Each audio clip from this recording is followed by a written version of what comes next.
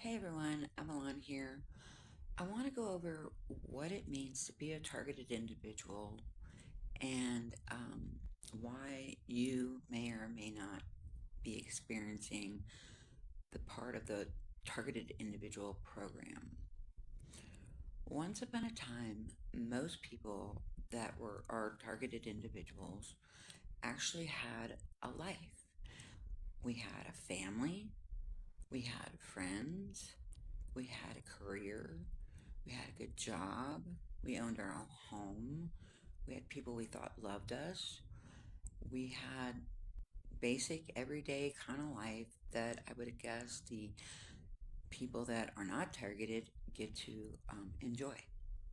However, what I noticed throughout my entire life was that I was a bit different than most people in that I had to run away from home a lot because of the fact that my family was very horrible and entitled and were the type of folks, I guess, that would be part of the Joneses generation to where everybody had to look good for the Joneses, but inside the house it was horrible.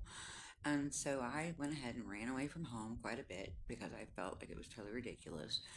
And to be basically, yes, grounded for 30 days in a row for being 1 minute late from the junior high school basketball yeah game. So anyway, yeah, I spent a lot of time being isolated anyway and being told I was the problem, or better known as the black sheep. I don't really care anymore, a long time ago. But the point I'm trying to make is throughout my life, when I found the commune that I've talked about, you can look at it in the Intentional Sustainable Community playlist. It really started to change my life.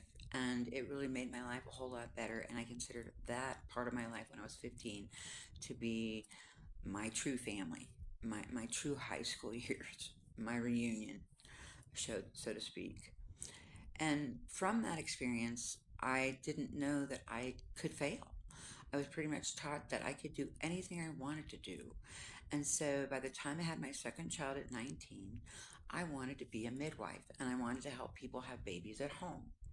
And so at 20, I began to have tons of people start to come to me that were pregnant and that wanted me to deliver their babies. So I went ahead and I volunteered at the clinic to find out, the things I needed to know about how to be a midwife. And I studied, and I literally became a home birth midwife by the time I was 21. And I didn't think I could fail. And I had a horrible midwife partner that I'd picked myself. She was very, very demeaning and put me down all the time. And at that time, at 19, 20, I didn't really realize there was such thing as an envious person. But yeah, she was an envious person and she always had to be the best. And so I wasn't pleased with being a home birth midwife because I was usually always called in for horrible emergencies that the other midwife partner was creating to have a crisis. And I would always take care of it. Therefore, I thought, well, maybe I should go ahead and be a nurse. So, because I couldn't fail, I went ahead and I went to 3 years of nursing and I became a registered nurse by the time I was 27 years old.